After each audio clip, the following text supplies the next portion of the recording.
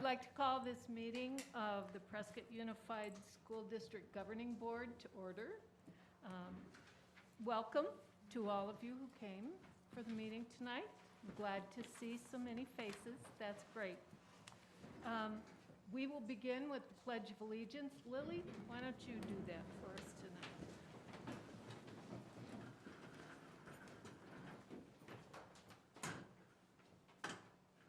I pledge allegiance to the flag of the United States of America and to the republic for which it stands, one nation, under God, indivisible, with liberty and justice for all.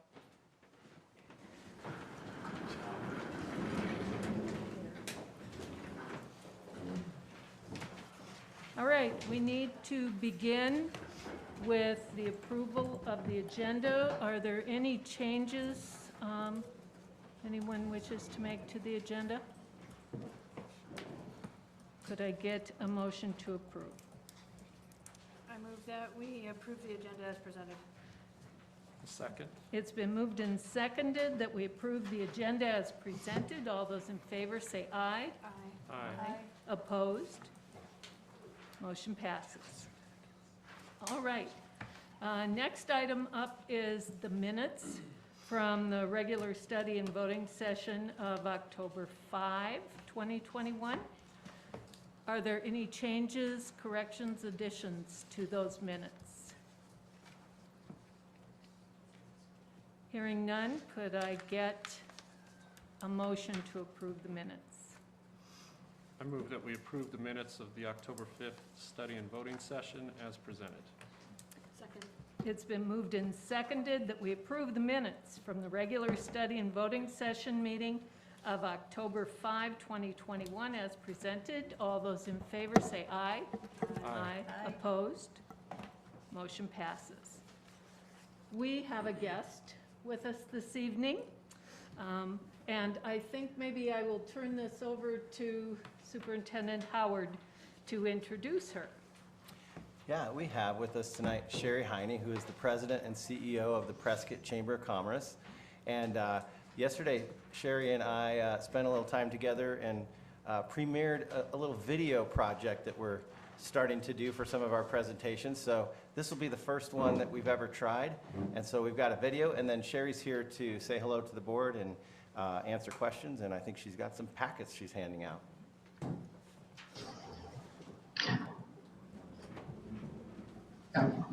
Good evening and welcome to our first Loom video presentation. We picked the best for the first. It's Sherry Heine, the CEO and President of the Prescott Chamber of Commerce. And just a quick little story on that. 7 years ago when I became the superintendent, the board said, hey, you need to be involved with the chamber. And that was a great idea. And so Sherry came to town and she hit the ground running. She brought me in as a non-voting member just to get involved. And then as soon as a position opened up, they brought me in as a board member. So I've been a part of that board now for 7 years. And we have an incredible partnership. But the most important thing that the minute I met Sherry, it was clear that she was going to and has brought education in as a forefront of one of the most important things that happens in a community. So Sherry, welcome, and thank you for being here. And Sherry's going to share a few things that we do, a few of the many, many things that we do in our partnerships. Well, thank you, Joe, and welcome board members. Thank you for having me.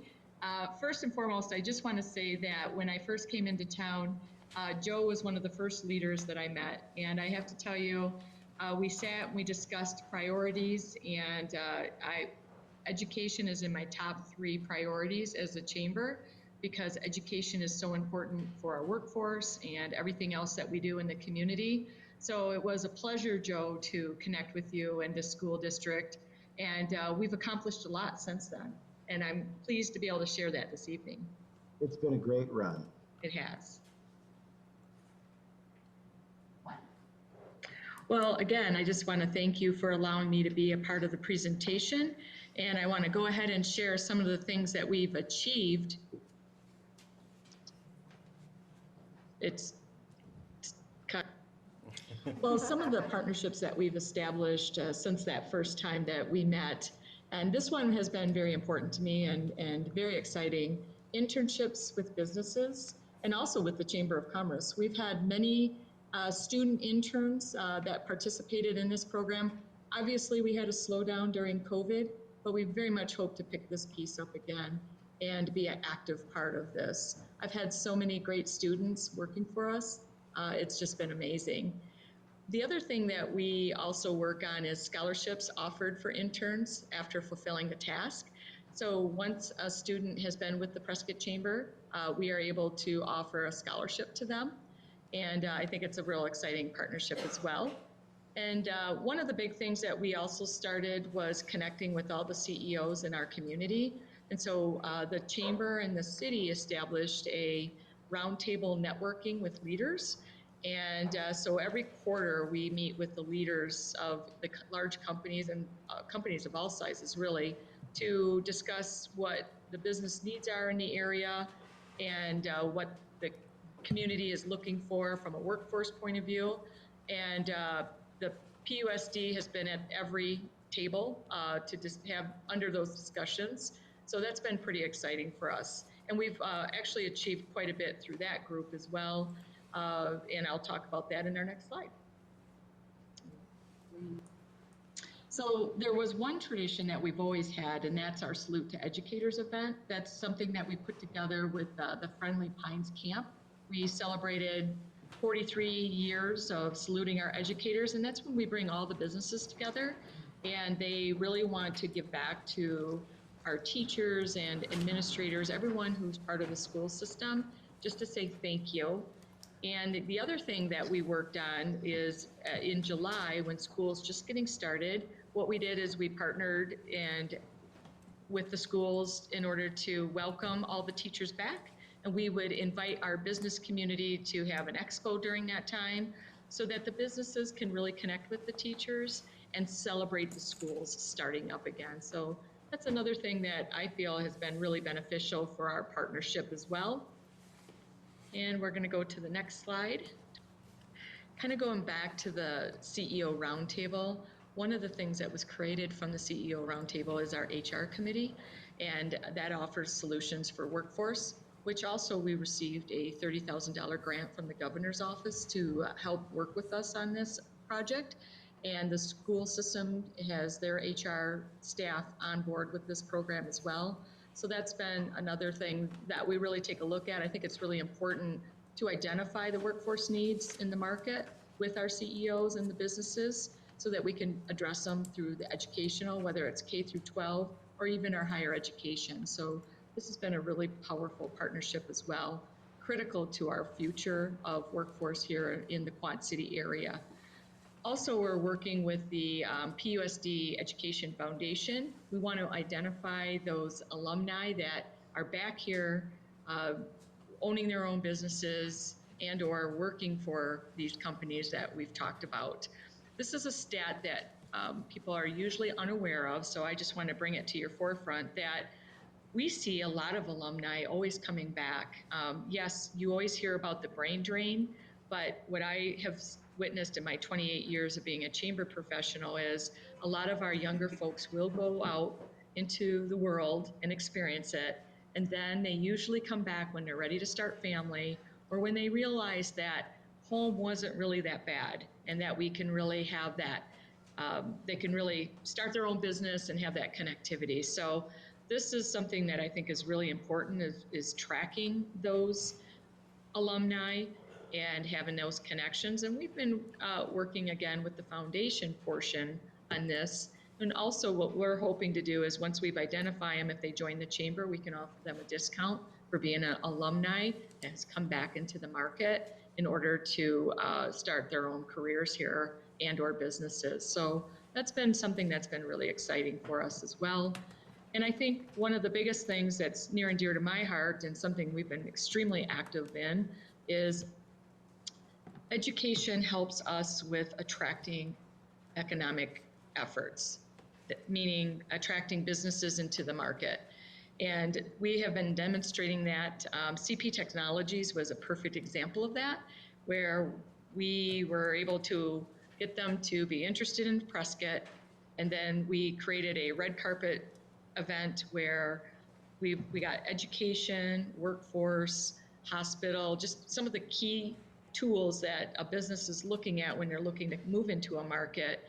We created an event for them where the company brought in their employees and staff to try to sell the Prescott area. And the schools was right there by our side. And very important when you're relocating, you want to make sure you have that connection with the schools and the families so that they can feel comforted to know that they're moving into a great area with high education. So those are a lot of the tools that we use and partner with the education piece. And your support is so appreciated. And there's so much more that we probably haven't talked about that just happened naturally. Because I know we're always picking up the phone whenever we need to figure out what's going on in the community. And we just work side by side as partners. And it's a great way for us to really have that connectivity. Well, Sherry, I just want to thank you so much for the great energy you brought into our community and the amazing things you've added so much to what the Chamber does in our community. And I'm just grateful for your friendship and your partnership. And now we will go to questions from the board. Wonderful, thank you. Sherry, thank you again for being here. Are there any other comments you'd like to make before we pelt you with questions? Absolutely, thank you. And thank you, Madam Chair and board members and audience. Again, it's just such a pleasure to work with the school system. It's so important to our community and to the economic impact that we are working towards. The one, I was just thinking, maybe some of you don't really know what a Chamber of Commerce is. So real quickly, I'd just like to share with you that a Chamber of Commerce is in most communities. We are a 501c6 organization, but also what we're blessed with here in Prescott is that we also have a foundation, a 501c3 arm. And so we have a strategy that works with both those organizations to help create goals and objectives to help the community and our businesses at large. And we are 970 members strong. We are probably, we go arm in arm with the Flagstaff Chamber, but we're one of the largest chambers in northern Arizona, and we're one of the top 10 chambers in the state of Arizona. I also work on a state level. I'm the chair of the Arizona Chamber Execs. So we're always in the Phoenix area. We look at policy. I'll tell you that education is number one. We're always advocating for education anytime that we can as a chamber as a whole. And so, on a state level, we work on these goals and initiatives, but also right on a local level we do as well. And I guess the other thing that I would share is that we're here for you. And I want you to know that you, as a member and just as a partner, you are invited to anything that we have to offer. And I included these packets for you. That includes our community guide and directory, which we have a special education piece that you all get to update. We print out 20,000 copies and we get rid of every one of them every year. So I think that's a great thing. And the other piece that we have is our Chamber Connection, and our centerfold is the calendar of events. So if you're looking for ways to get out and connect with the businesses and network, I want to just personally invite you that you can do that. And it's a lot of fun, and it's a great way to engage with everyone. We have a great community, and people here really care, and we want to make sure that we're connecting with all of our partners because together we're stronger. Thank you. Board, do you have questions for Sherry or comments? Sherry, when families or businesses are considering a move to Prescott, what do they want to see in the district schools in that community? So one of the things that we like to do is connect them with, they want to know, they want to understand how the school works, what the opportunities are for their children, and that's why it's great for us to get them right on the grassroots, have the schools right there by their side so they can share all the activities and curriculum and everything that you have available for the students. Okay. Do you have any specific initiatives going on with CTED in the county with the career and technical education? Well, we're programs? certainly partners with everyone. Okay. We don't have any specific programs. What we Okay. do is when, like, for instance, we would connect, like, CP Technologies is one of our most recent successes. And what we do is we connect them with CTech. And if there is something they could fill, they'll create that curriculum for them. Okay. Yeah, when I saw internships and things, I thought, you know, for those students that are more technical education focused, that may be a great opportunity to connect some businesses, local businesses with them, and get them some real work experience. So that when they Absolutely. get out of high school, they're ready to go. And some of our business students have interned directly with the chamber, but Sherry brings a ton of experience and ideas on that. There's a lot on the table that we'd like to do in terms of connecting our CTEs with through the chamber. Yep. So it's something Yeah. that we need to be working on. Great. Our foundation is the sponsoring foundation for the Center for the Future, which you may have read about. And I know that is going to have a lot of connectivity. We actually have been winning several grants to bring special programming. So I guess I do have, Okay. these are things Yeah. we're just constantly working on, so. Good. Absolutely. Thanks. Mhm.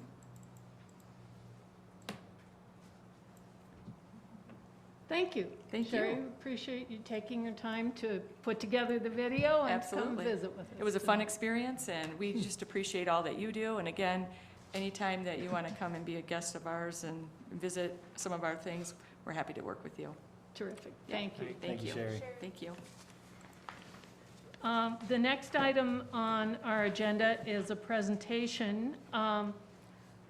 It may come as a surprise to some of you that being a school board member isn't always the easiest job or one for which we're all automatically qualified or trained or whatever. And so the Arizona School Boards Association provides ongoing training for school board members. And we have, as a board, attended a number of those trainings. And so I would like to recognize a couple of our board members who have done that.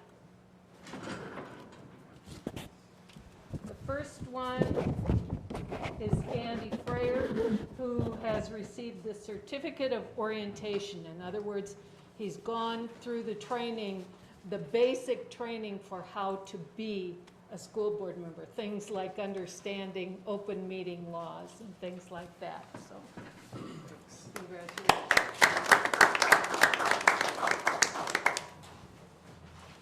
I also have a certificate of orientation for Cara Woods, who has gone through that training as well.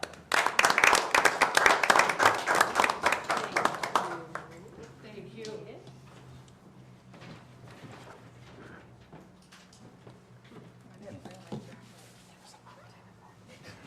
You want to do that? I better give these to Deb instead of her doing that for herself. So Deb Dillon is receiving the Certificate of Boardsmanship and also an Associate of Boardsmanship. So congratulations, Deb.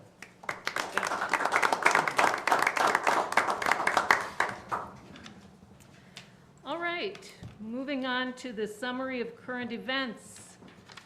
Mr. Superintendent. Some celebrations. There's always a lot to celebrate in PUSD. The Pride of Prescott Marching Band just finished third place at the Corona del Sol Crown of the Sun Marching Invitational a couple Saturdays ago. There's a band who represents over and over and over again, and they did it again this year. I believe there are some more state finals types things coming up, right, Mr. Neely, that we'll be paying close attention on that. Our badminton team were state runners-up last week. Let's hear it for them. They continue to have dominant seasons, and they're well-known throughout the state. They're ranked first much of the season, and I think 2 seasons in a row they had a heartbreak. Was it to the same team, Mr. Neely, both years? Yeah, no, different team this year. Okay, but still okay. Quite about. But in the meantime, they also have an individual tournament, and our very own Megan Townsend took 4th place in the individual state tournament, and I believe she's got another year or 2 left, so we'll be seeing her again. So Megan Townsend. And also, I think we have an alumni here, Alexa Scholl. Are you still, yeah. Badminton alumni, right there. That's where she learned how to, you know, deal with tough situations. Our mountain bike team is currently ranked 3rd in the state. I don't believe in their almost 10 years of existence, they've placed less than 3rd in the state, including being state champions in the past. Football is ranked 6th in the state and 1st in the region, and they need one more win to clinch the region. And it'd be nice if they got that win Friday night against our rivals, Bradshaw Mountain, the Bears. Particularly because their superintendent, John Pusd, and I have re-upped our agreement that the losing team, the superintendent of the losing team, will wear the jersey of the winning team to the next board meeting. Now, this is a 2-year tradition, and I'll just say so far, I haven't worn a jersey. And I'll knock on wood. Homecoming was last week, and I'm who is the president, and so I just want to congratulate you all for a great homecoming week.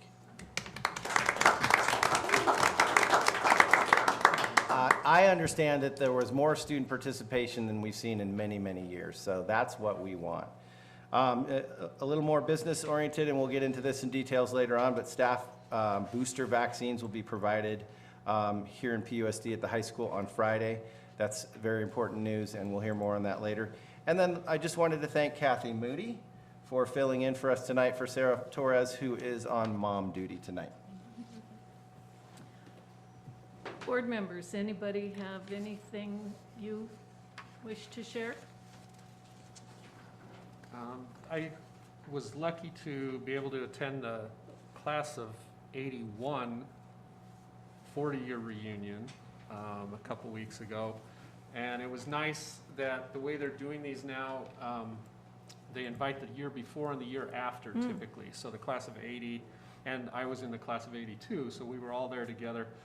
And it was just great, you know, Sherry talking about working with alumni here through the chamber. It was great to see people from all those different years coming together and how much they're still connected to Prescott and to the high school and just the community here. So it was a lot of fun. I'm looking forward to our 40th next year. Right, Toby? So that's what's coming up. I'd like to build on just a little bit on Sherry's comments about the community.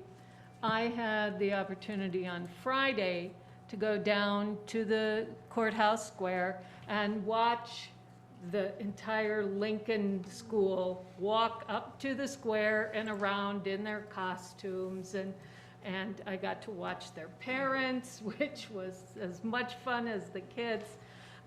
Again, great community support for that kind of thing. They were escorted the whole way by police officers, and the people who had to stop on Montezuma and wait while all those kids came across the street. No one honked, no one acted angry. It was just really a lovely event. So I was pleased to be able to do that. So ladies, tell us about homecoming. For those of you who may not know, we have these 3 young women who are board representatives from the student body. Lily Witorsky is our assigned liaison, and we have Isabel Flores and Camille Mangum as well. So, Lily? Well, we won our football game, so that's exciting. We did have a pep assembly, I think, on Friday, if I remember correctly. A lot of students participated in our traditions, so it's always fun to see how everyone's supporting our school. I myself did not go to the homecoming dance, so I don't know if you guys did you? How was that? How did that go? We definitely had a huge turnout. Usually we have like 300 to 400, but we had around like 700 people show up. It was outside and it was cold, but it wasn't that bad because we were all dancing together and it was fun. Yeah. Come in. We're just grateful like our administration lets us do these things and like still be able to have these traditions and stuff. So it was a really fun, busy week, especially for them. Well, I would like to thank you and your cohorts for having a safe and well-behaved homecoming. Thank you. All right, we'll move on to the consent agenda. Is there anything on the consent agenda that anyone wishes to comment on or ask questions about? I know that I'm kind of a broken record on this, but once again, we had, you know, 1, 2, 3, 4, we had 8 donations, and they amounted to more than, well, close to $9,000 from members of the community. So I really want to thank those people who are helping to support us in those little extra ways, or big extra ways. I also had a question, Clark. I noticed on the personnel report a number of students who were on the personnel report as student workers. Can you tell me what those kids are doing? Yeah, a lot of them are working with our IT department, the low-level technical things. Let's clean up these Chromebooks, let's repair this piece, that kind of thing. So they're knocking out some projects that need to be done and giving kids experience that they can use in the real world at the same time. Terrific. Thank you. All right. Is there a motion to approve the consent agenda? I move that we approve the consent agenda. Is there a second? Second. Okay, it's been moved and seconded that we approve the consent agenda as presented. All those in favor say aye. Aye. Opposed? Motion passes. All right, we are moving on to the study and voting session. Can't talk tonight. Item number 1 is to consider adopting proposed changes to a couple of our policies. Marty, you going to tell us about those? Sure. We have for a second read a couple policy changes and 1 regulation change. Remember, we provide regulations as a courtesy, but technically you don't approve regulations, you're approving the policies. The regulation really is just removing that cloth face covering requirement that was a requirement last year as masks were mandated, but they are no longer mandated, so we're removing that from the regulation. Policy GCH is a change based on a law that was either created or modified, ARS 41-1494, which just says that we cannot use district monies for training, orientation, or therapy that presents any form of blame or judgment on the basis of race, ethnicity, or sex. So kind of a discrimination piece. And that was passed again in ARS 41-1494. And then the last policy change is really minor. It's a reference to ARS 15342.05, which talks about vaccines in schools, and that reference was left off, and so it's just referring to those. Okay. So there's no change in the regulation or No. policy, it's No, just, it's just a legal reference that was Okay. left off. The policies are really nice because they have links to those statutes, so it's very easy to Yeah. click on the statute and see why we have this policy. okay. All right. Any questions or comments on this item from anyone?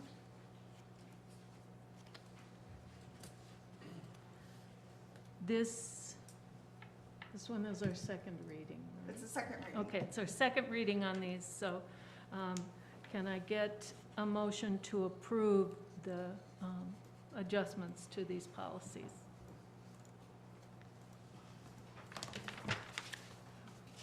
I move that we approve, read this properly. I move that we adopt the proposed changes to policies GCH and JLCB as presented.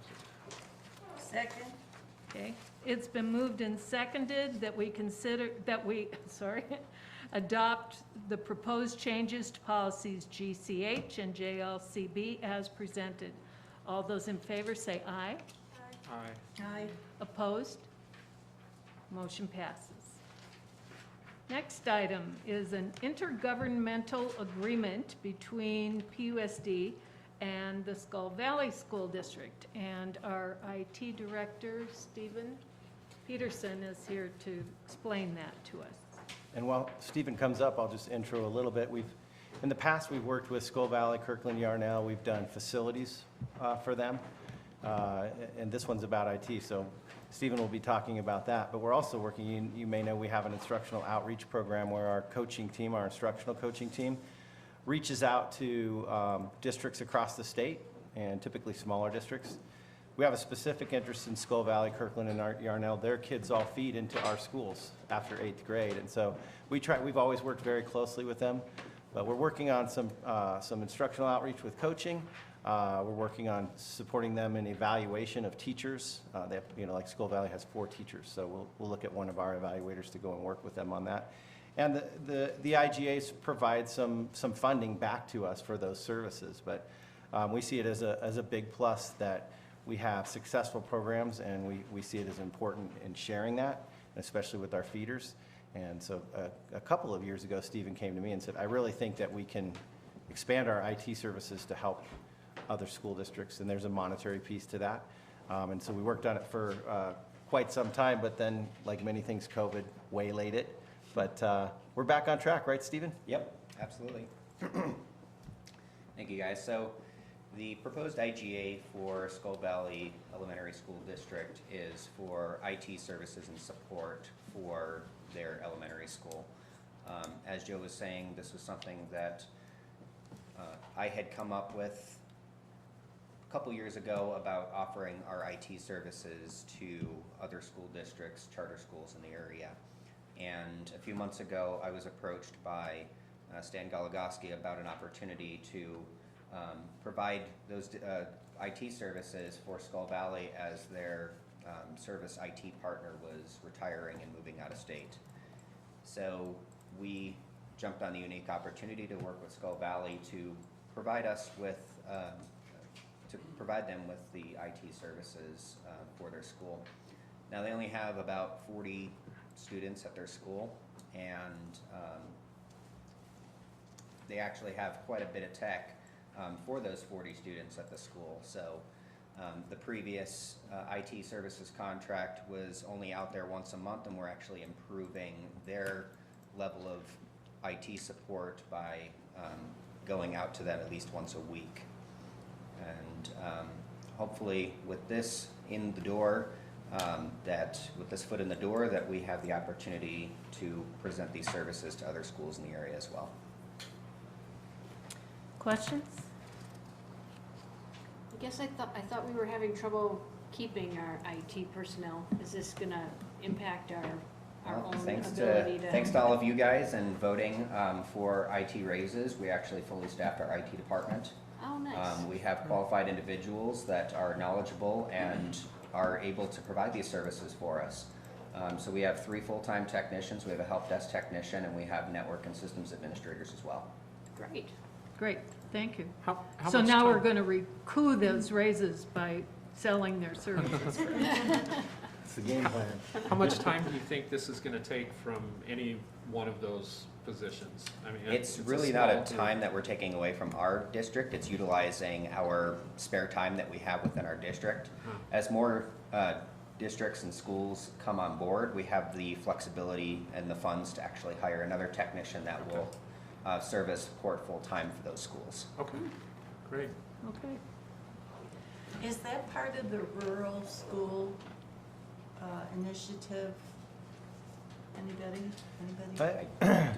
I mean, it's in spirit, but it's really a PUSD initiative, and definitely, I've been talking a lot with those head teachers or principals, or some call themselves superintendents, and I learn a lot from them. They learn a lot from us, and we can lean on each other. There's times where we put Brian in touch with them, or we put Marty in touch with them, and sort of see them as our own community. And I think that pays off to have those partnerships.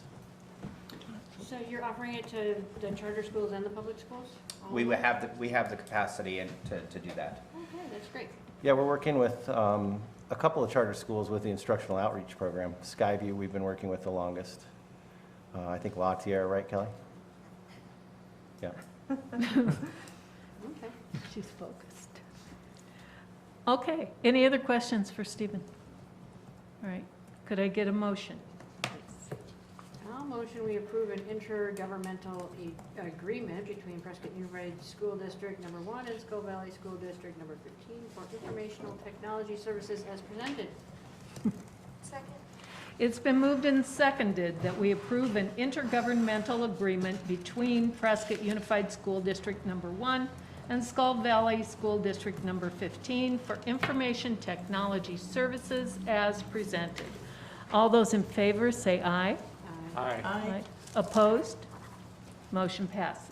Thank you, guys. Thank you, Stephen. Thanks, Stephen. All right, the next item is about an out-of-state performance trip, and Mr. Neely will visit with us about that. All right, so I have the privilege of representing the amazing Pride of Prescott Marching Band as well as our string orchestra tonight in requesting out-of-state travel for them to go to Anaheim, California on April 24th through the 27th, 2022 to be able to perform at Disney. I think most of the information is there, but the big pieces is that it will not exceed $700 per student. There's quite a bit built into the budget considering 2 days at the park, transportation, lodging, dinner at medieval times, fee for participating in a music program at the park, breakfast on Monday and Tuesday mornings, tips and cash. So my goodness, do they have it all planned out and ready to go, and it sounds really fun. Medieval times is fabulous. All right, well, there's one vote. Questions?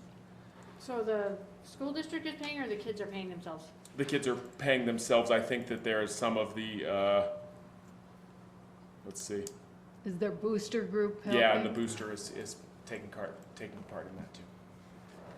No, it sounds like a fantastic time. Yeah. We should all go. And an opportunity They'd like to show take off us along, I'm our sure. amazing band programs. Yeah. And a bit of a tradition too, right, Mr. Neely? We've Yeah. done this lots of times. Yes, they've been on all sorts of different trips. I mean, you know, the Hawaii one is the one I hear about the most, but they've been on amazing different things. They've been to Disney before, so all kinds of great opportunities. They've gone to London in the past. too. London as well, yeah, there you go, I forgot one. It's, the Pride of Prescott is amazing. They really represent us well. I was particularly impressed with their connection with, which of the facilities was it they went out and played for, the senior living facilities? I Oh, can't yeah. remember which one, but I was really pleased to see they did that, because I'm old. Any other questions? Could I get a motion? Oh, I do have one question. How Oh. many kids are going? That's a good question, and I do not know that answer. Let me check his letter, because I'm just representing what he gave me here, so let me double check. It's not really important, but just Curious. curious. Yeah, you know, I apologize, I'm not really sure how many that would be, but my guess would be it's in the ballpark of somewhere between 50 and 75 kids. Based on enrollment, there's potential for as many as 90. Okay, there you go. Orchestra and band and percussion and whatnot, but they may not all choose to go. Nice. At the very least, with the marching band and then the string, I believe it'll be in that range. Great, motion to approve an out-of-state performance trip to Anaheim, California for the Pride of Prescott Marching Band and the Prescott High School String Orchestra as presented. Second. It's been moved and seconded that we approve an out-of-state performance trip to Anaheim, California for the Pride of Prescott Marching Band and the Prescott High School String Orchestra as presented. All those in favor say aye. Aye. Opposed? Motion passes. Thank you, Mr. Neely. The next item has to do with the academic calendar. Marty? We are bringing forward the 22-23 academic calendar for your review and approval. We already have families asking us about next school year and when's fall break and all that. There are a lot of parameters that we have to follow in order to create the calendar. It seems like there might be a lot of flexibility, but honestly, there isn't. We try to align with other schools in the area, particularly Yavapai College, so that our CTED kiddos are, breaking when Yavapai College is breaking. Our teachers really, and I think our families really love this soft start of starting midweek to kind of do rules and procedures, and then kind of break because they haven't gotten their teacher voices and their teacher legs back yet, and then come back Monday strong with academics. So we try to do a soft start at the beginning of the year. We, of course, have to have students in class 180 days.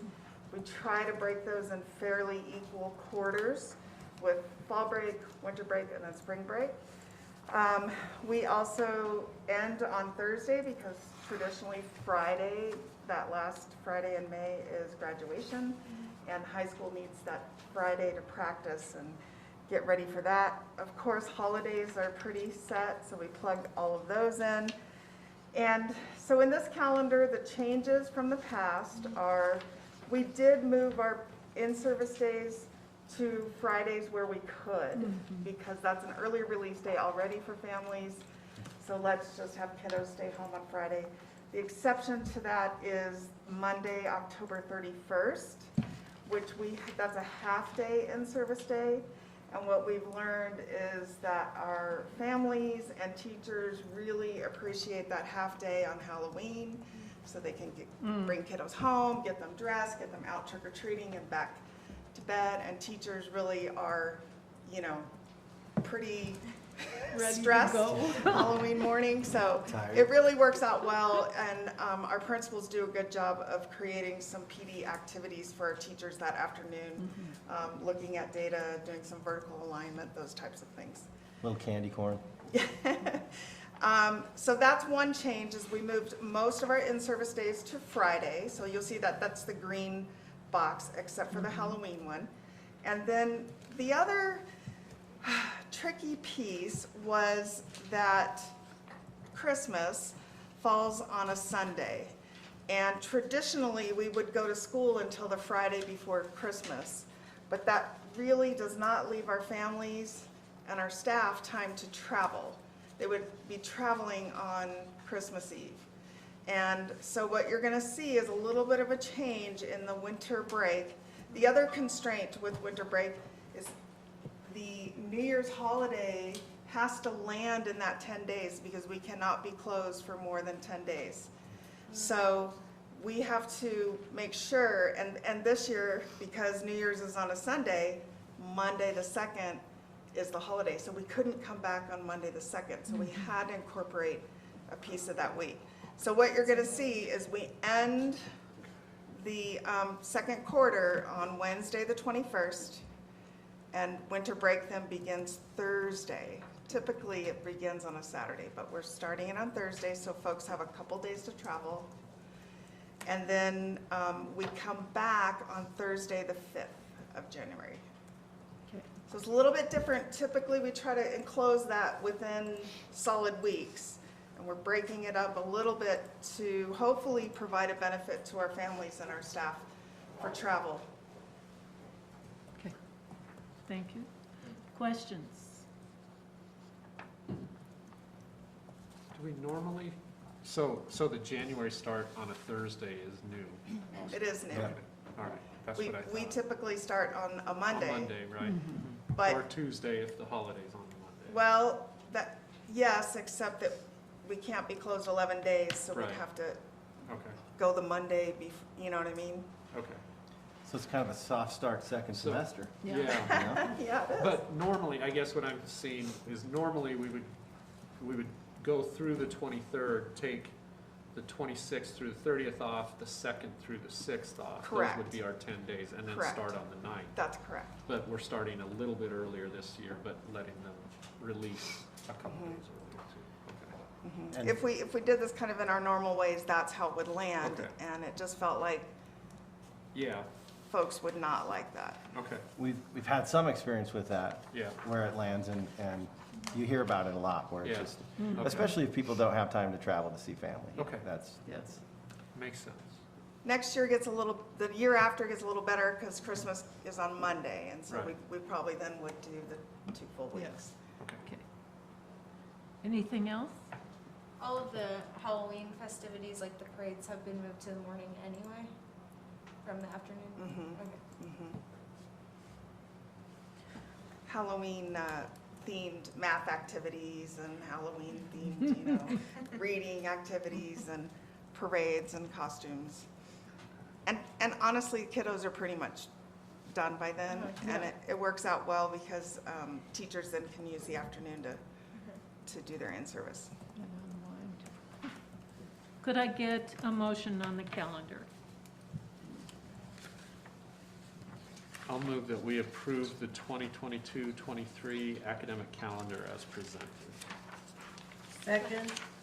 It's been moved and seconded that we approve the 2022-2023 academic calendar as presented. All those in favor say aye. Aye. Opposed? Motion passes. Thank you, Marty. You're welcome. The next item has to do with substitute teacher pay. Clark?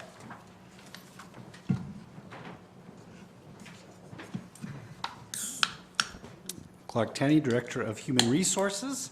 So this is becoming a theme. I think this is maybe the 3rd month in a row we've come to you at your request to present strategies for mitigating the situation we have with our substitute teacher shortage countywide, statewide, probably nationwide. I'm guessing the COVID pandemic has, as you know, impacted us in a couple of ways. We have more teachers out ill or quarantined, so there's a greater need for substitute teachers than ever.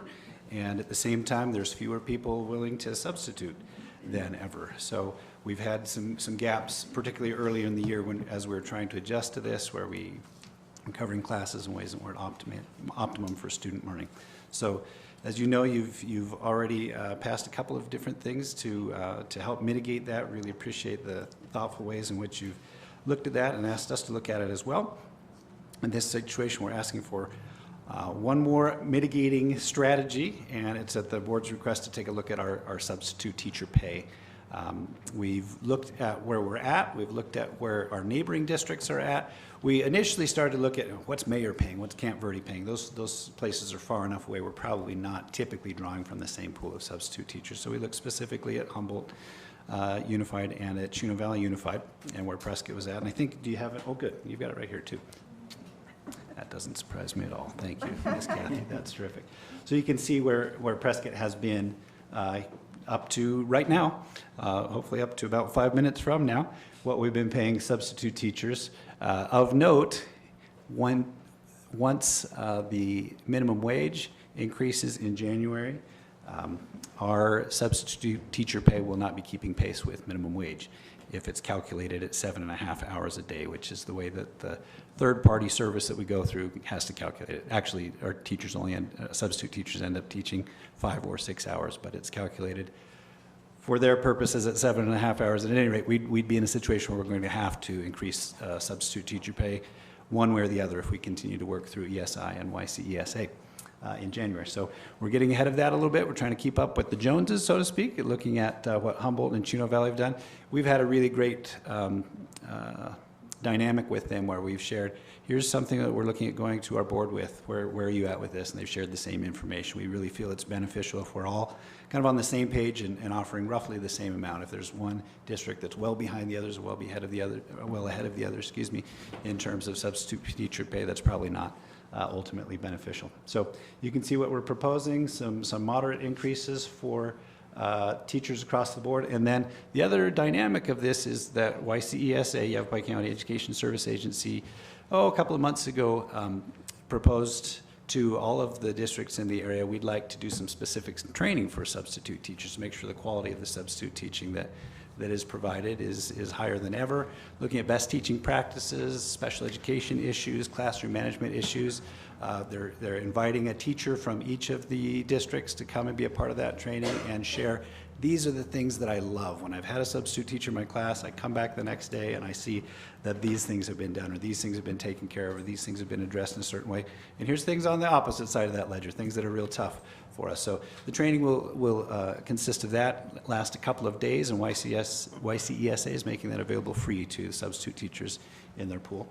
And their recommendation to each of the school districts was, you should go to your board and ask them to consider a different rate of pay for people who've gone through that specific training. We feel that it's worth it, and so you can see the two different tiers there, so to speak. So what questions do you have for me? Does it cost us anything to send a teacher to the training? Yeah, great question. So initially, so the short answer is no, it doesn't cost Prescott Unified anything other than ultimately there'll be a higher cost, hopefully, for the district in terms of paying them going forward. But for the training itself, no. The initial thought was that there is a cost associated, of course, with putting on that training, that they would ask participants to pay a $75 fee. But anyhow, YCESA has decided to absorb that cost themselves. They feel the benefit to our county districts is high enough that they're willing to do that. This may be pretty minor, but I see why Chino Valley pays more. I'm curious why we're lower than Humboldt. We're lower in Humboldt in just one or two areas, and we're higher than them in one or two areas. You can see across the board we're a little bit different. If you look at the key area, which we feel is the most impactful on student learning, and that's long-term substitutes, we're actually the highest in the areas what we're proposing. There's one or two areas where we're a couple of dollars difference in other areas. You can see that the daily rate, we're looking at the same as Humboldt. Half-day rate is just slightly below. They're doing it exactly half of the $115 they're proposing. We're proposing $50 because it actually ends up being a little less than half a day in most cases. So great question. Any other good questions? With this being or bad questions? A pool that's countywide, I guess, right? Or this Right. side of the mountain? Well, great question. There's a countywide pool. Generally speaking, people are not going to, and they can choose whether or not to accept a sub position Right. that's made available to them. Generally speaking, people don't come across the mountain for that, But- although there's some exceptions. Do we get, so are there subs that would say, I got a call from Prescott, Uh-huh. I'm gonna wait to decide if I take that Yes. until I know if I hear from Humboldt or Chino? Yeah, Does that happen? Yes, a the lot? short answer is yes. There's some people whose preferences are to work in one school district or another. The feedback that we often get from substitute teachers, and I got regularly when I was a principal, is that we have a lot of substitutes who prefer to work for us in Prescott. The conditions are a little bit nicer. They say the kids are a little bit easier to deal with. The teachers tend to be a little bit more prepared. I'm not sure if we've got hard data that backs that up, but that's certainly something anecdotally I've heard multiple times. So the lower daily rate compared to Chino or Humboldt with Prescott doesn't seem to be an impact in us getting fewer subs? Right. Once again, currently, our daily rate is essentially where Humboldt is, and we're looking at being exactly where Humboldt is. The lower daily rate for Chino Valley is based on, you can see that asterisk there. They have a longer school day. They're asking people to work more hours, and there's less of that per week as well. So if I'm a long-term substitute, I'm actually making more per week at Prescott by a substantial amount than I would be at Chino. I didn't even think about that. That's a good point. Thank you. So we still use the outside source to fill the positions, right? Yes, yeah, we And work do through we have to by county. pay them any extra if we increase, like, do they take a percentage or do we? That's a great question. My understanding is no. They've just asked us what our fee would be for that. Our substitutes technically are employed by Education Services Incorporated, I think it is. It's the same organization that we work through if we have somebody who retires from Pusd and wants to come back while they're drawing state retirement and come back at a lower rate for us. And we love that because we get an experienced teacher back in the classroom for a lower rate than we were paying before. Et cetera. So it's that same organization, but they actually work with YCESA to employ those substitutes, and we just tell YCESA, here are our needs, and they make that pool of substitutes available to us. And the same for each of the charters and the district schools. YCUSA pay them or No, do we so- pay them? So with the me, Brian. educational services company, they pay like the workers' comp, the alternate contribution rate because they don't contribute to the Arizona State Retirement System. All of those are percentages. And they also have an administrative fee of about 10%. So add up all of the percentages that they do charge, it's about 25%. So if we're paying a sub $100, 25% would be $25. If we're paying a sub $120, 25% would be a little higher. So in essence, if we are raising how much we're paying our substitutes, we are increasing also some of those administrative charges that ESI bills the Okay, district. so ESI pays the sub $100 just for ease, and we pay ESA $125. 25. Yeah, but as Brian suggests, there's a cost savings to us in over directly employing them because we're not paying benefits, retirement, et cetera. So it ends up being close to a wash for us financially. No, I totally understand this. Yeah. And Great questions. If this pay increase is covered by ESSER funds, as it's proposed, is that something that's going to be an issue a couple of years down the road for Yeah, great us? question. Initially, we can certainly cover it from that, and as you know, if we're paying for things that might have come out of maintenance and operations out of ESSER funds, that leaves additional maintenance and operation funds potentially available for other things, et cetera. You get how all that works. Going forward, when ESSER funds are exhausted, if we keep this same scale, which would probably be our recommendation at the time, we would have to absorb this into our maintenance and operations budget, and we feel that the quality and quantity of substitutes that we get with this proposal versus not having it is going to be something that's worth it in terms of student learning. It's tough on everybody and impacts student learning greatly when we don't have a teacher in the classroom.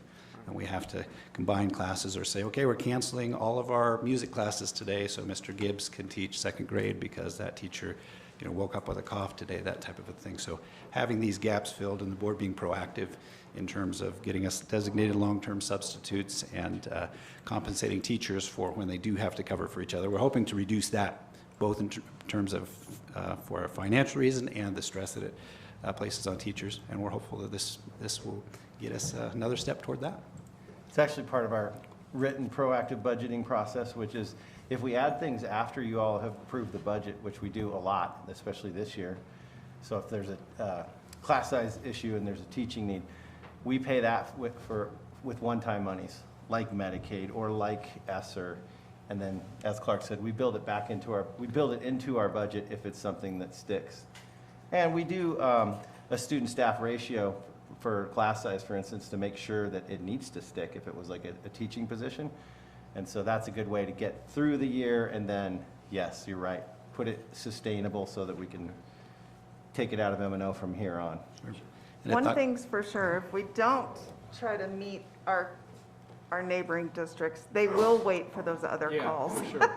Yeah. For sure. I wish they weren't doing it too, but they're in the same boat we are.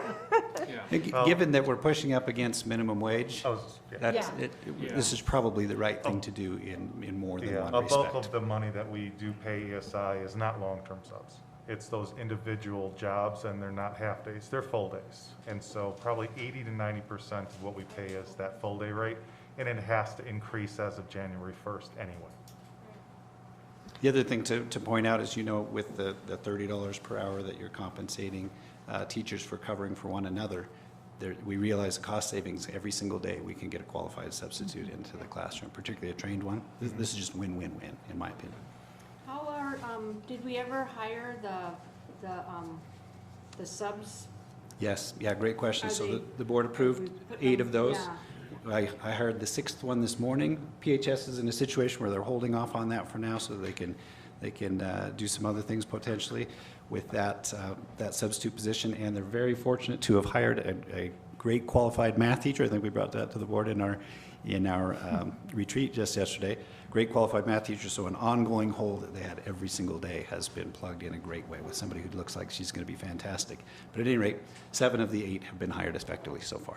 Yes. I asked Andy Binder about that the other day, and he said, and he'd hired one right away. He said, we've used them every day. There has been a spot for them every day, and he said, I don't know what we would have done without it. So thank you again, governing board, for that. Very wise. Yep. All right, any other questions on this item? You may as well just stand there.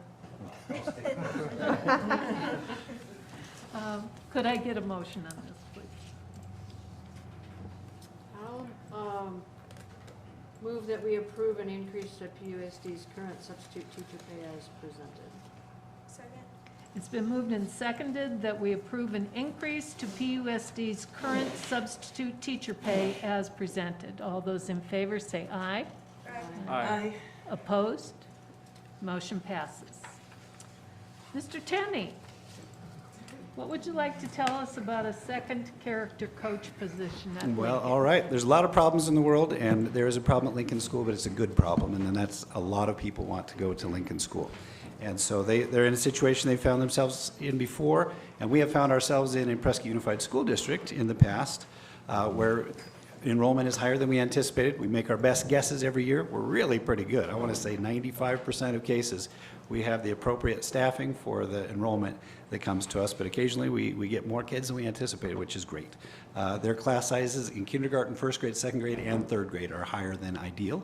So the idea is to try to mitigate that. Typically, well, I'll say in the past, the most usual thing when we have class sizes that are too big, occasionally a principal will come to the district administrative team and say, can you go to the board and ask for a new full-time certified teacher? We're going to combine our first grade and our second grade and make an entirely new class. We'll move some kids around.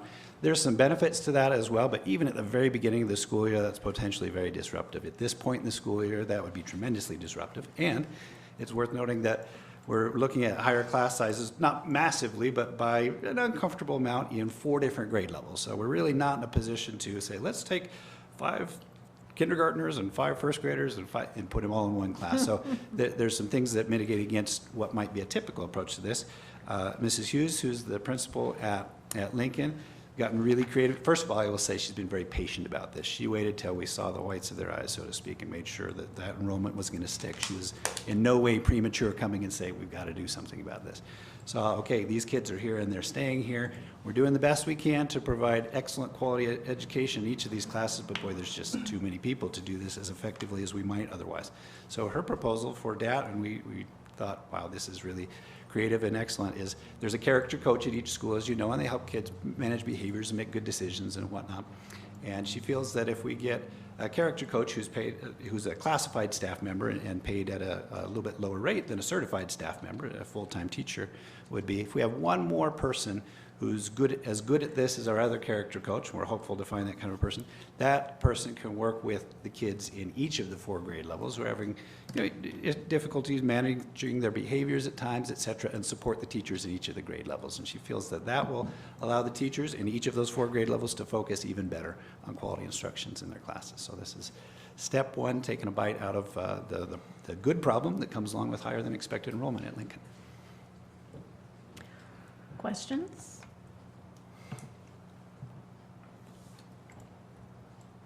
Do we know, does Principal Hughes's recommendation also echo what teachers are asking for?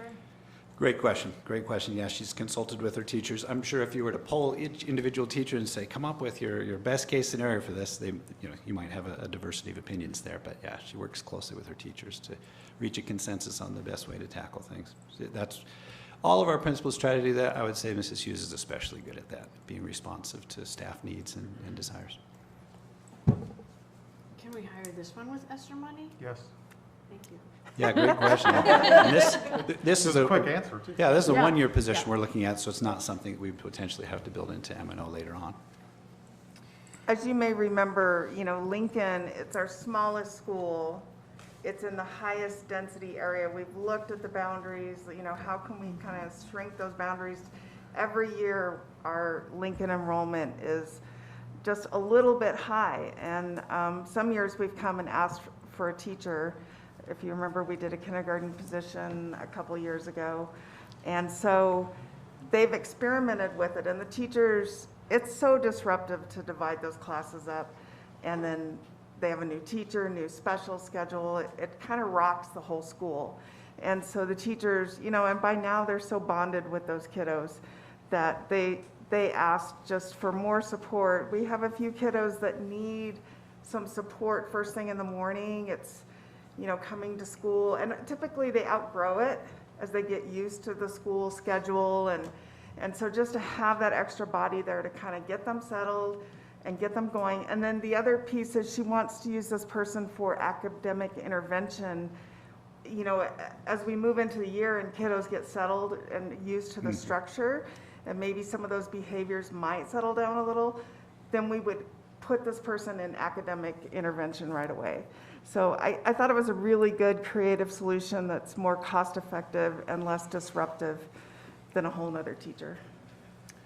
Ultimately, we need to dig into the boundary issues over there. We've dug in deeply to that in the past, and it's a very tricky boundary issue. So Marty and Brian have done a lot of work on that. We're going to continue to look at that, but this is a problem. This has been a problem for a few years, so we'll need to figure it out. And it's just tough. I mean, and the problem is just geographically where it's located. To change the boundaries, it would almost mean that anyone on this side of Gurley, which you literally could walk to Lincoln, would have to go to either Taylor Hicks or Abaya. And so we've made some changes, like the new apartment complex on Miller Valley. We did little we carve-outs. did a little loop, and they became Abaya. It's just something that we may have to be more reactive and proactive because we've looked at it.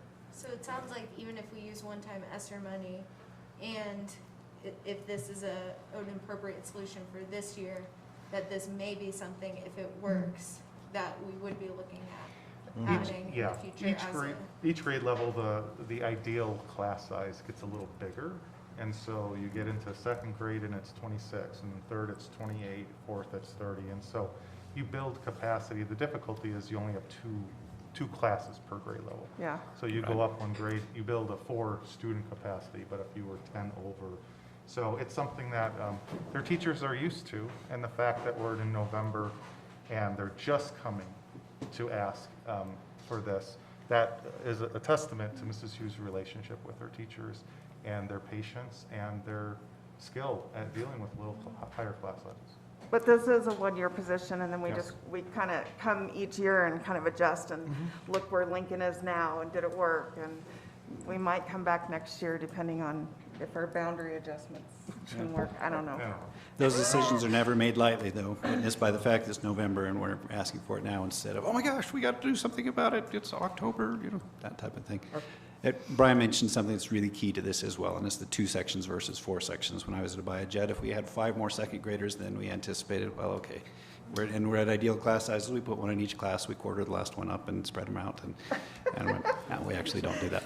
We put one in each class, 2 in one class where we felt that could handle it, and no big deal. If you have 5 more second graders than you anticipated at Lincoln in just 2 classes, that really starts to have an impact on an ideal class size. So just to be clear, the larger size at Lincoln isn't out of boundary request. It's just more people living in the boundary areas. Okay. Right. We kind of cut off, so to speak, out of boundary requests pretty early in the season. We're looking at some creative pieces with that as well, where we might do that earlier or not, not accommodate that We at all. find a place for those out of boundary requests, but it may not be at Lincoln, and we can move them to AJ or Taylor Hicks. But we don't say no, it's just maybe no to Lincoln. Yeah. But I guess when you see the new apartments there by McDonald's, and then that's AJ. That's AJ. That's what we carved it. We did a little. That's where we did the little loop. we did a loop-de-loop. Gerrymandering is what it is. And the new ones further up on Willow Creek also are AJ. Because we looked at who had the least in their class sizes. And so we keep kind of tweaking it. Okay. It might be worth maybe having a presentation at a retreat at some point. It's amazing how these 3 elementary principals work together. They know every time a new student shows up at any of those schools.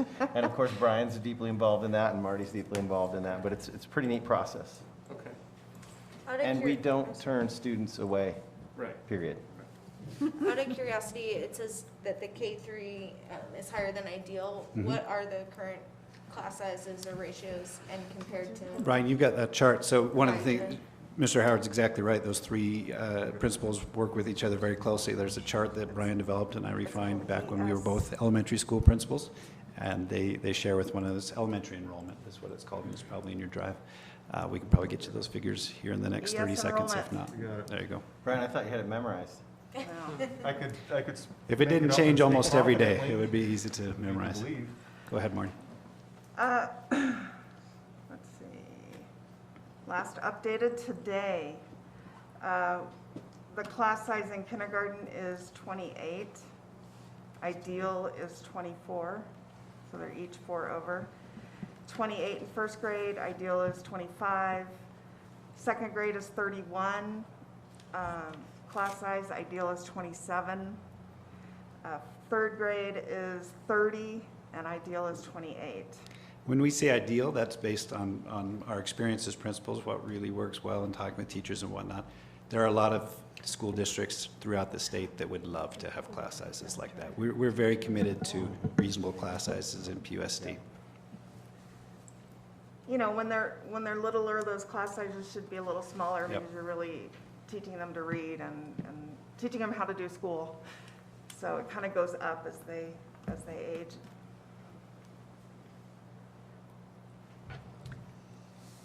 All right. Could I get a motion on that?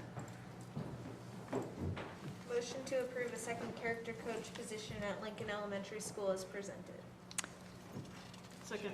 It's been moved and seconded that we approve a second character coach position at Lincoln Elementary School as presented. All those in favor say aye. Aye. Aye. Opposed?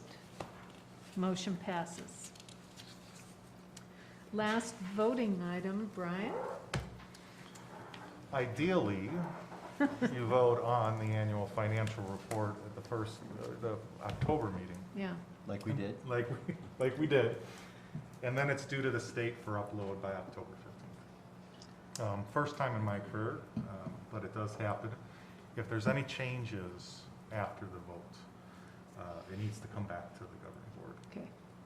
This was a particularly difficult year for school finance. I think there were like 18 different template changes. Some occurred after the governing board voted on PUSD's annual financial report. But we did have a situation in our grants department with something called proportionate share, I believe, that they had to do a change to some expenditures in last year's budget to do their completion report. These things occurred after you guys voted in October's meeting on the annual financial report. So it's coming back for another vote.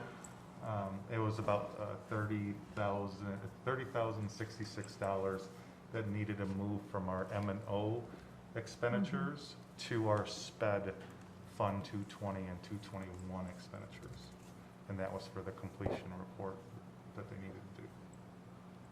So. Questions? I just have, it's not really relevant, but it's on the budget.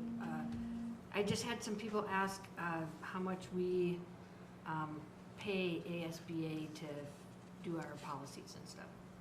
I will email the governing board that based on the request. I do not have that at my fingertips.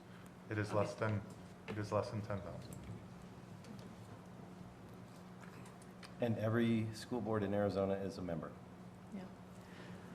I would like to take this opportunity to thank you for the extremely good audit report we got as well. Clearly, you're doing a good job keeping track of all this, so thank you. It is hundreds of employees Yes. that have a positive impact on that, or it could be a negative. And it's everybody understanding why we do things. And it's a PUSD team, and it's pretty unheard of to have a single-digit audit. And if you would share our appreciation with them as well. I will. Is there a motion on this item? Motion, we approve the 2020-2021 annual financial report as presented. Second.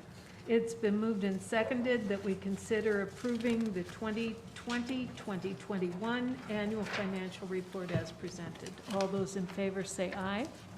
Aye. Opposed? Motion passes. Thank you very much. Mr. Moore? As presented. It's your monthly rundown of all the funds and expenditures thus far and encumbrances, basically earmarked expenditures and the balances. If you do have any questions, please ask. Otherwise, as presented. Okay. And Esser? We do have a loom from, moving to the next one, right? Agenda item? Yeah. Or, I didn't know if you were asking about the fund ESSER on No, the fund report. Darla, our ESSER coordinator, did a Loom to give an update on the website updates and also feedback updates and where we're in the process of getting a committee together. Good evening, board members and members of the audience. My name is Darla Eastman. I'm your ESSER Grants Coordinator here at PUSD's Grant Department. Thank you so much for inviting me back to give you a little bit more information and an update on at the ESSER 3 grant via Loom.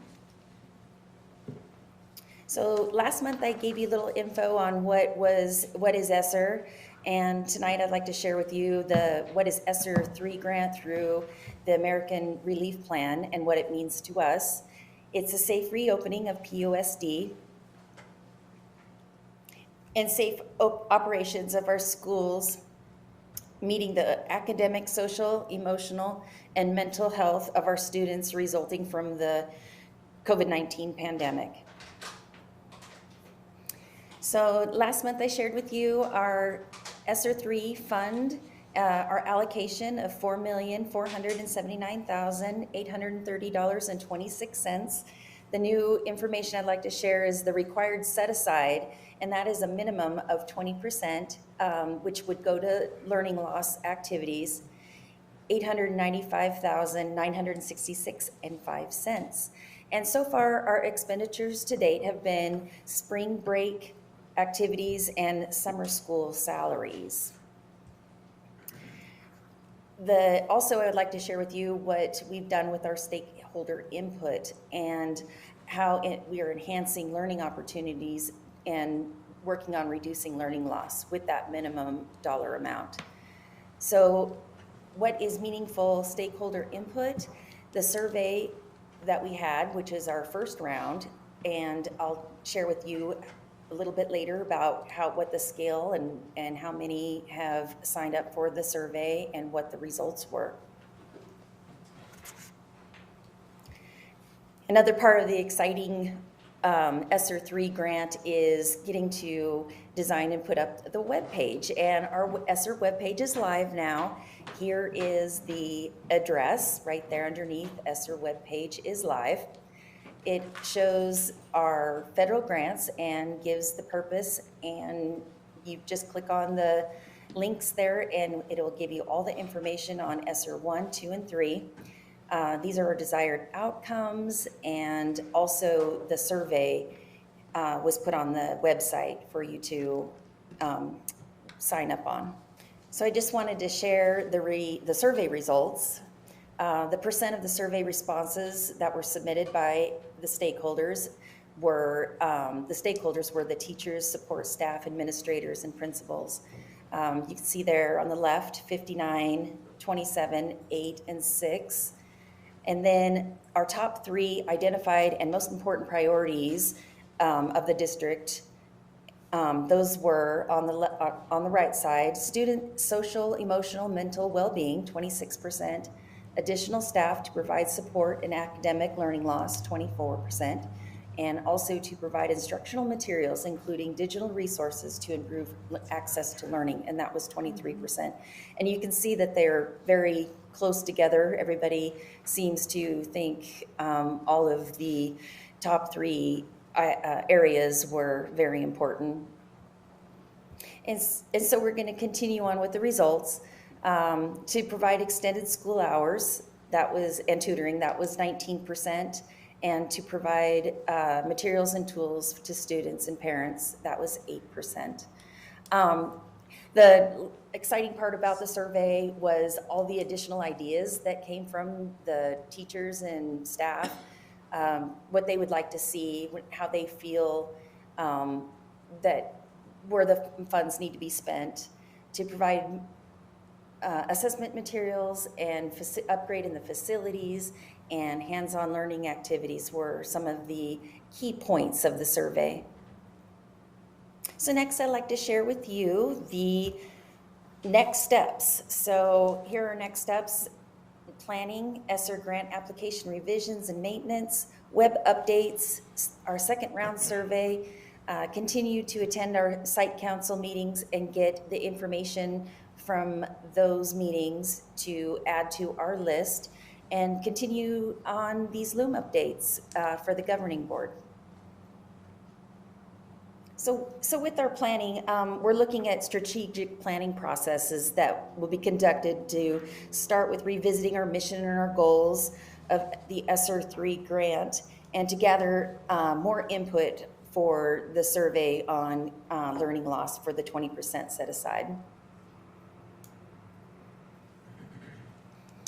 So that is the quick update for ESSER 3 grant. If you have any questions or have any ideas or concerns you want to share with me, please feel free to contact me. Here's my contact information. And thank you so much for having me on your board meeting, and I hope you have a great rest of your meeting and a good night. Thank you. The thing I'll add is it's a little rare to spend grant money until it's substantially approved. We did get permission for our summer school and our spring break camp to use ESSER 3 specifically to eat into that $900,000 learning loss dollar requirement. The good news is as of 4:10 today, our ESSER 3 was substantially approved. So Good. now we can, outside of those two exceptions, expenditures, we'll be getting a committee together of some administrators, teachers, community member, and looking at the requests that the sites are putting forward with ESSER money. Thank you. Welcome. Questions? All right. So I may have missed it, but it seemed like the first round of surveys went out to primarily teachers, administrators, school staff. I'm curious if the second round of surveys could also include parents. The reason I'm asking is just those areas are pretty well matched in terms of their perceived need by the folks surveyed, and I'm curious about the ones that were a little lower down, including like the extended school hours and tutoring and summer services. I'm wondering if we are able to include parents in that surveying process. We did advertise, one of the ways we wanted to get parent input was through the site councils and the agendas that are published and posted, that parents can come to those site councils and give input, and those were done in the first quarter. We do need a second round, and it's a delicate balance, you know, throwing a survey on Facebook, and because just the, you know, people can take it multiple times. But we are looking at how that survey could reach a larger audience. We did just a week ago send it out to our staff to get their feedback. We didn't know that today was going to be the approval date. They were saying anytime before December, and so second round will include a larger audience. Yeah, and we definitely need to survey parents, and we did find ways to do that during COVID. I know it can get skewed if you do it certain ways, but we found ways to make sure that you just get the one vote, you know, from parents. And so I think we'll work on that, but I agree. I think it's crucial to get that input. Yeah, my concern is just things like extended school hours and summer programming might affect a certain population that may not be attending site council meetings. So if that's our primary way of soliciting that opinion, then I would encourage us to look for other ways to reach those. The good news is that, you know, especially ESSER 3 allocation is so large. I mean, it's 4.4 million. I have a feeling between ESSER 2's 1.9 million and ESSER 3's 4.4, we're going to get to hit almost all of the areas that are being requested, because we're good at pinching pennies and we're really good at stretching a dollar. So. I'm just curious, nothing is ever free. Are we mandated to do anything to get this, I mean, in the grant, I mean, are we, what kind of information do we have to give them? Like, do we have to agree to, I don't know. go to the moon or something? No. I mean, I'm just, you know, No, I'm, it's, you know, nothing is ever free. the ESSER 1 and ESSER 2, you know, it was advertised and continues to be very flexible. And really what they say, it's a federal grant, and our guidelines of appropriate expenditures and our other federal grants is kind of the guide on what's accepted. Okay. Really also an acceptable area to spend money in all three is the impact of revenue on a district. So we have less enrollment, especially last year, and you know, and we're gaining kids back this year. But now we don't have our regular revenue that we could have done stuff with. And this money is available to fill that gap because COVID caused the district to have, you know, last year it was almost $2 million less in revenue. Okay, so that's what the information we gave them. Like Yes. The money we lost and then. Yes, replaced it. so we do have to give justifications for all of our expenditures, but the only stipulation that really has come forward from the beginning is ESSER 3, and that is 20% of that money must be to address learning loss. And you have to prove that you're using evidence-based things. And summer school that's a perfect example of learning loss addressing. Cool. And does summer school and the spring break encompass all of that set aside money? Or are there other things that would also fall into that category? I believe because we have until summer of 2024 to spend our ESSER 3 money. What we do for our students, specifically within summer school and opportunities outside of the school day, we will have no problem hitting that $900,000 and then some. I would just add, Cara, every grant does have a lot of compliance and management and all those things Darla said, like the surveys and the input and the website. And that's why we have an ESSER coordinator, because we didn't have the capacity to manage that. So the hoops that you have to jump through, kind of the compliance and the reporting, and that is kind of a bit of the cost. I was going to say, that's the strength. I mean, there is accountability. Yeah. And for capital things, a life of more than a year, you can't spend the money until you have it budgeted, which includes a budget revision to the state. They have to review it, they have to approve it, they got to get it back. Then you can spend hundreds of hours of behind the scenes things, but there isn't a selling of the soul for the school. Yes, we don't have to go to the moon or anything. I mean, besides what we dealt with COVID, That's and exactly which is what it's for. And I think the district and the board has done a good job of saying, if this is going to help us get through this with the least amount of disruption possible, and I think the board's done a great job of wherever we can do that, and that's been expensive. So that's a price too, for sure. Okay, thank you, Brian. Alexa.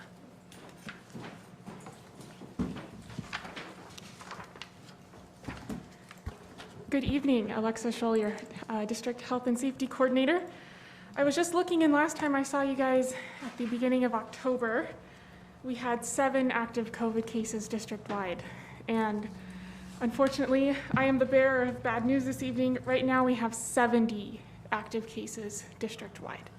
And so I wanted to update you a little bit about how we got there and what we're doing right now. So you probably are well aware that we have an outbreak at Mile High Middle School amongst our 7th graders. And so total right now, we have 27 7th graders who have tested positive for COVID, 5 staff members, and we are now keeping a close eye on 8th grade. We have 16 8th graders who have now tested positive for COVID. So our 7th graders are doing virtual instruction this week. They will be back in person on Monday the 8th. And we will keep an eye on 8th grade to see what's going on. So far, we haven't been able to pinpoint any correlation in terms of classrooms like we were with 7th grade, but we're still looking at schedules, when they were on campus, people they hang out with, to kind of figure out where this is coming from. We're also keeping an eye on Granite Mountain. As of this morning, they have 14 COVID cases, 7 5th graders, 4 sixth graders and 3 staff members. And we're starting to see more breakthrough cases, especially amongst our staff members, which isn't unexpected given their level of exposure. I mean, if you're repeatedly exposed over and over, it's likely that you're going to test positive even if you are vaccinated, but you're likely to fare better from the illness. Our testing events, we're still hosting those. Our plan was to discontinue Friday testing starting November. I know, Sarah, you had asked last month kind of what's our plan going forward. Right now, we're still good to go through the end of November. However, we're bringing back Fridays for this week, kind of given the prevalence of COVID in our schools. So yesterday, we did 90 tests at our Mile High testing facility, and we had 21 positives. And so luckily, the county has been tracking the data and how many tests we are administering. So since we started testing in August, we have done 1,029 tests at our clinics with an overall percent positivity of 12.2%. However, the last 3 clinics, so that would have been Monday, last Friday, and last Wednesday, kind of when we started noticing this outbreak at Mile High, we've had an average of 25.4% positivity. So that means that 1 in 4 people who come and get tested with us are testing positive. And so we're very grateful to be able to continue this service. It's obviously in high demand right now. Testing is difficult to find elsewhere in the community, and so we're happy to provide this service to our PUSD students, families, and staff, and it's being very well used. Pooled testing, we're still working with our pooled testing program, and we've actually expanded it. So we're still doing it at Lincoln and our transportation facilities departments. They were our 2 kind of guinea pigs. And it's been going well. We added Discovery Gardens here at Washington, and that's just the staff. The preschoolers are not tested. They're not eligible for the program. And then also we launched it here at the district office. And so, so far, all of our pools have come back negative except for 1. And when that pool came back positive, we immediately rapid tested everyone. And luckily, no one was positive on the rapid test. And the company that we work with has told me that's not necessarily unusual. If you have had COVID recently, like in the last 90 days, you can actually test positive on a PCR for several months after that. So someone had COVID recently and is participating in the program, or it could have been a lab issue, or that person was no longer infectious by the time we got to them and tested them with the rapid. So for me, it's a peace of mind. It's nice to know that those places don't have any active COVID cases, especially in a time like now where we are seeing it being pretty prevalent at other schools. We have some upcoming vaccine clinics. Friday, November 5th, so this Friday from 1 p.m. is our booster shot clinic for PUSD staff. And we've been working closely with Spectrum, and luckily we have the capacity to offer that clinic to PUSD staff families. So staff can bring their spouses or their parents or immediate family to that clinic as well. So that will be on Friday at the high school. We are looking at potentially hosting some vaccine clinics for students. The Pfizer vaccine is now available for 5 to 11-year-olds. Of course, this will be completely optional and open to all PUSD students, staff, and families. It is not required by any means. And then just a metric update. So overall, Arizona has seen a 43% increase in cases over the last 14 days. We are a hotspot in the nation in terms of the increase in cases we're seeing. And our dashboard update from the state has, I would say, kind of plateaued. We've kind of just dipped up and down the last few weeks. Last week, the update was 223 cases per 100,000 with a 14.8% positivity. We're still in high-risk transmission here in Yavapai County. And with that, I'd be happy to answer any questions. Questions? When you mentioned you're keeping a close eye on 8th grade at Mile High, and I'm just curious, like, what are we watching for? Good question. Before making another decision. So what we watch for is, are kids getting it at home, or do we think they're getting it at school? So are they testing positive because dad had it and then they tested positive, or are they testing positive after they've been identified as a close contact to someone at school? So those are the things we keep an eye on, and also what grade they're in, what classes they're in. Can we pinpoint it to a specific classroom to see, like, oh, we have a second hour in this class, we have 4 kids out. So those are the kinds of things we look at. It's looking at schedules and figuring out where they think they got COVID. One other thing we talked about is today it took a little bit of a break, so we went, oh, is that going to turn down? So we're going to circle back tomorrow and see where that goes. But it had kind of gone like that, and then today like that. And so let's hope tomorrow it goes like that. What happened was we had, immediately coming back from fall break, we had one 8th grader, but that 8th grader wasn't on campus and got it over fall break. Then the next week, the week of October 25th, we had 8 8th graders that week. And then just yesterday alone, we had 7 8th graders. But today, we had no new 8th graders test positive, so we're also watching that. So here in the next couple days, especially on our testing clinic days, that's when we get a good feel for what's going on, because a lot of our families are coming to us because it's free, it's easy, they don't have to make an appointment. And also, I really like it because we're able to give them guidance right there at the clinic. I hand them their test result and say, you got to stay home for this long, do you have any siblings? I'll let your schools know, we'll be in contact. And so I think that's a relief for families too, as they know they're going to get immediate guidance instead of just being told, okay, you've tested positive, but no information about what that means for them or their families. Things like Halloween and fall break typically don't help. Those are gathering times. And also, you know, just the spirit of quarantine is that you got to stay home. But, you know, I mean, there were a lot of kids at the football game the other night, and there are a lot of kids out over the weekend, and so, you know, and those kids are quarantined. So, I mean, the spirit of being quarantined is not spreading it, and so that's been a bit challenging. And I would say, and tell me what you think, Alexa, I would say over the last few months we were doing a lot better with people not sending kids to school sick, but the last few weeks we've had some real challenges with that. So we want to re-up and ask parents, please do not send kids to school sick. Yeah. That's a good point. And I think the thing with the Delta variant of COVID is often initially it presents very mildly, especially when you have a season change and you're still adjusting to the weather getting colder or it's windy and dusty out.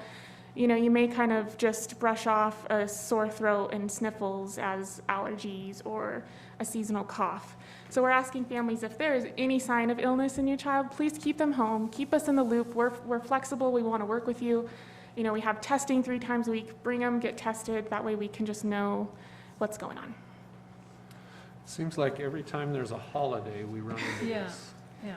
So, I mean, we're into the holidays now. I mean, what are we looking at for spring? I mean, I'm really concerned that we're going to have to shut schools down. Or, I mean, what else can we do? We've got a medical advisory committee. What are they telling us? What's the county health department telling us? You know, we're looking at Christmas, Thanksgiving, and spring term. What's that going to be looking like? That's a great point. I think we have a couple things working in our favor this year that we didn't have last year. In fact, just today I was thinking how reminiscent this was of last year. Coming back from fall break, we started to see an incline of cases, and then we didn't come back after Thanksgiving, and that's not the goal this year. And so we have vaccines available now for 5 through 11-year-olds. So I know we have a number of families who have been waiting for that for their littler kids. And so that's a huge resource that we have heading into the holidays. Most of our staff will be getting their boosters this week, if not this week, soon. So we have that working in our favor. We're gonna be bringing, I call it MAC, our Medical Advisory Council. Luckily, last week, we got some great guidance and recommendation from the county health on what we needed to do immediately with our 7th graders. And so we're going to be bringing MAC into that conversation, especially now that it's not just isolated with 7th grade. We're seeing it bleed into 8th grade and also at Granite Mountain. So we're going to be bringing them in to kind of see what do we need to be doing now to make sure that we can stay open through the holidays and into the spring term. Okay. And one other question. Are we seeing this, like, is there any way to correlate? So the big outbreak that happened at Mile High, now are we seeing siblings catching it? Yeah. Okay. Yes. So some of it is... Some of it's familial for sure. Yes. Okay. Yeah. And so that's why when someone comes and gets tested at our clinics, one of my questions to them is, do you have siblings also in the district, because they need to be staying home as well. And so we try to keep them home immediately, quarantine them. That way they're not coming to school and testing positive, and then we're having to quarantine at this other school as well. Okay. And we've never had an outbreak like this, right? And the county was pretty wide-eyed, like this biggest one they've seen. But that's the part of what we're looking at and that we'll engage MAC on is, okay, so we've seen us go through this. If we start to go through it with 8th grade, what patterns can we look at, and do we shut it down earlier, or what are we learning from this so we can maybe hit it quicker and harder next time and get back sooner? But the goal continues to be, how do we keep kids in school? Alexa, do we have any sense of what percentage of the kids who have it have contracted it at school? It's hard to tell. With the virus and how it spreads and also how contagious Delta is, it's really hard to know where you got COVID from unless like someone in your house has it and then everyone else got sick. But I will say we are seeing, and I don't necessarily know if I have hard data for you. I could definitely try to keep better track of that. But we are seeing, especially right now, close contacts testing positive. And also, 7th grade students just testing positive who maybe weren't necessarily identified as a close contact, but because of how prevalent it was in those classrooms. I mean, we were contact tracing as fast as we could, but it was literally last week we had one an hour coming in, this person. So we were, at that point, we felt like everyone in 7th grade had had contact with someone who was positive by that point. So is there anything more we can do other than sending them home? I hate to send them home. I'll share a couple things. I had a good brainstorming session with Andy about what are they doing. So they are moving instruction outside when they can, maybe introduce a topic and then go outside and do the reading or the writing, or outside is always safer than inside. Kiddos are eating outside, they are not eating inside. The weather is cooperating right now. So they come in, they space them out, and then they take their food outside. We have voluntary quarantine in place at Mile High, so families can keep students home voluntarily and it won't count against them. We'll help them stay caught up in their classes. And between that and 7th grade, there's lots of space to spread out. So as these 8th graders are coming in positive, there's very few close contacts because they're sitting so far apart from each other. We have asked teachers to open windows and exterior doors anytime they can. It's a little bit difficult because some of our windows like here are very difficult to open or don't open, or they're an interior classroom, but when they can, we ask them to do that. What else have we brainstormed with Mile High? We've offered things. I don't know if you remember in our guidelines, we had something called modified in-person. And modified in-person is keeping them in class, but maybe spreading them out, maybe getting a volunteer to take this half of the kids and work on something, and the teacher take this half of the kids. So they're doing that where they can. They're moving into Hendricks Auditorium where they can spread out. They have the cafeteria, the gym. We're open to more ideas if anyone has any. Well, I'm curious, because we're moving into the cold, we're moving into the winter, and certainly I love the outdoors as a learning venue. And I'm curious, do we need to look at, I don't know, investing in ways, structural ways to create an outdoor learning environment when it's cold or inclement outside? That's a question we don't have to answer now, just a thought. The other question I have, Alexa, is my eyebrows raise at the breakthrough cases in teachers, because I know that they're already sacrificing a lot to be working with large groups of unvaccinated kids during these times. And so I'm curious, what is the general temperature around having positive tests in these vaccinated caregivers and educators?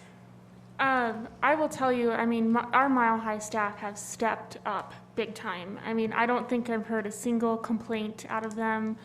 I think it's concerning for some, and teachers are sending notes to parents just saying, I'm at risk, please, this is what I'm doing to protect myself. Please have your kids, help with the cause, but I haven't heard anyone really worried. I think our booster clinic on Friday is a big relief for a lot. It's a big relief for me as someone who's doing COVID testing 3 times a week and interacting with positive people. I think that's a huge morale booster to know that we are trying to protect our staff as best we can. But yeah, it's concerning. And from a staffing level, it's concerning. We thought the vaccine is a huge resource for us, but when it doesn't work, it draws on our other resources when we don't have those teachers in classes. And when you say teachers are, sending out notifications to families like, hey, this is how you can support our classroom, including me. Yeah. Is the response positive? Are folks getting on board with helping protect those individuals? I would Yes and no. I would say typically, like, for instance, we had a teacher ask if students would please wear masks. She's medically fragile, and most of the students, very kind, compassionate, and said absolutely. We did have a couple parents say, no, my child will not wear a mask. But for the most part, mask wearing increases. And something that Alexa brought up, we are in a different place this year because we're getting used to experiencing COVID, and we know vaccinated individuals tend to handle it. It's mild for them. And our teachers definitely, I would say, are less fearful. They kind of understand how it works. And while they do show frustration because they're like, I'm vaccinated, I'm trying to prevent this, it's not a huge fear piece like last year. It was very scary for folks because we just didn't know. I don't know if you want to add anything. We talked about this. I just say we're living with it. We saw a lot more masks at Mile High last week, but surprisingly, maybe half from what I saw walking around the classrooms. And I'll just say, yeah, I mean, it's not just about kids who get it for a little while. We lost a parent last week. We had a parent die of COVID last week, and we had one in the spring also, and as you all know, 2 bus drivers. So there's that. It is different than the flu in that, and I say it all the time. Last year we had masks mandated. We didn't see anything like this in terms of cases, not even half. And you can correct me on that if I'm exaggerating, but we have data that shows that masks made a difference for us. We had 0 transmission when masks were worn. The couple times we had transmission, well, one when we came to the board, we had a few cases, and then the other one was a preschooler who wasn't wearing a mask. So when masks were worn, we do not know of any transmissions. Do you know, Artie, if that particular statistic is commonplace around the state or even the country? It is commonplace. Do you want to comment on just the research that About masks? about wearing masks and it's... Well, yeah.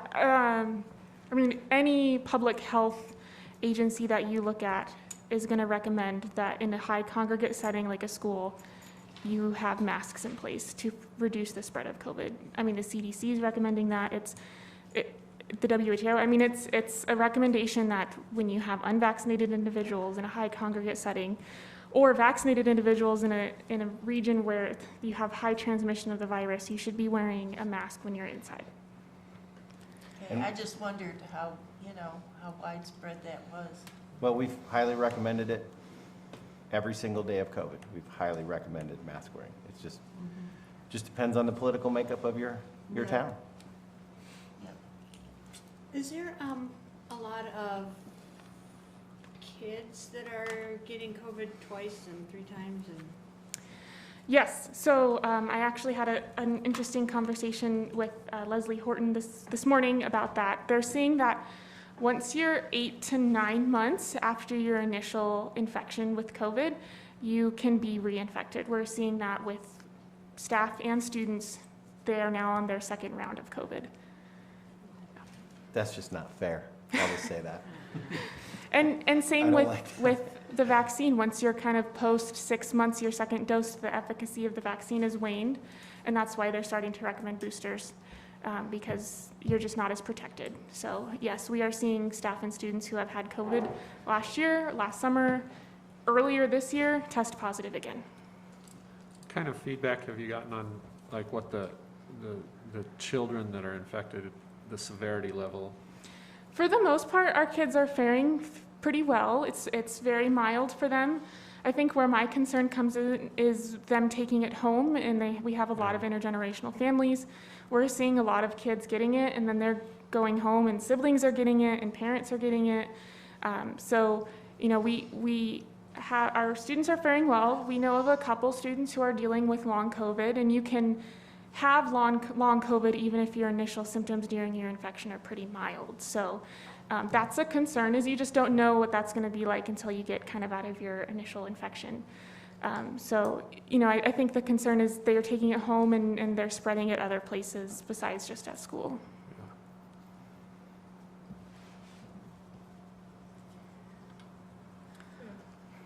Any other questions for Alexis? You want me to go back through all my happy football stuff? I know. To wrap it up. You know, we were doing really well, and this is an unfortunate spike. And interestingly, I mean, we have not had this many cases all year. Yeah. The last time we were up this high was the middle of August, and that was 62 cases. So we have not had this many active cases all school year. So it's a bummer, for sure. Wear your masks. I've traveled all over the world, and in country after country, people do that to care for their fellow citizens. They don't do it because it's a mandate. They don't do it because anyone's telling them to. If they're sick, they wear a mask. So, you know, care for your fellow man and put a mask on. Yeah, Stay there home. shouldn't be any politics involved in this at all. There shouldn't be, but there is. Yeah, I think it's just frustrating because we're talking about mitigation strategies, and part of that is going outdoors, which is wonderful, or modified indoor in-person learning, which is also wonderful. And there's another mitigation strategy that we know works, at least to some degree. Certainly doesn't eliminate the risk completely. So I don't know how we encourage that behavior, especially right now when we're experiencing an active outbreak in the school district. Yeah. But perhaps we can, I don't know, continue to encourage it and. Yeah, and we model that behavior as best we can. I mean, if you go out to Mile High, I have not seen Mr. Binder without a mask on all school year. You know, so our staff are trying to model it as best we can, so that if there is a kid in the classroom who feels like they want to wear a mask and their peers aren't, there's someone else in that room who is also modeling that behavior. Feels like that's really all we can do. I mean, tragedy doesn't make a difference. Tragedy hasn't changed that for us, because we've had that. But we're going to keep throwing them on and wearing them wherever we go. I hate wearing it. You see me take it off in here because I can't breathe, but we're throwing them on everywhere we go. And I forgot to mention, we do have a staff member right now in the hospital with COVID as well. So. Okay, thanks, Alexa. I guess. Don't forget the Badgers are playing the Bears Friday night here at home. Come root them on. All right. Our next meeting will be December 7th at 5 o'clock here. So we'll see you then. And remember that November 11th is Veterans Day and there is no school that day. And Thanksgiving break will be November 24 to 26. So we are adjourned.